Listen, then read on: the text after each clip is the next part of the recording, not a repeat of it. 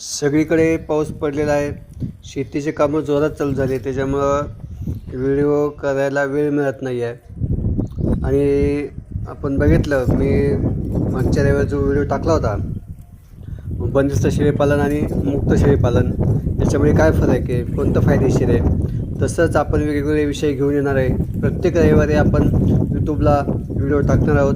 त्यामुळे चॅनलला सबस्क्राईब करा आणि जास्तीत जास्त शेअर पण करा, की जेणेकरून सगळ्यांना प्रत्येक रविवारी ही माहिती मिळत जाईल. आणि इतर जे शेळीपालन व्यावसायिक आहे, ज्यांनी आपल्या चॅनलला सबस्क्राईब केलेलं नाही किंवा अजूनपर्यंत आपला चॅनल त्यांच्यापर्यंत पोचलेलं नाही आहे, तर तुमच्या माध्यमातून त्यांच्यापर्यंत पोचेल आणि त्यांना पण या माहितीचा लाभ मिळेल किंवा अजून काही वेगळी माहिती असेल ती मिळत चालेल.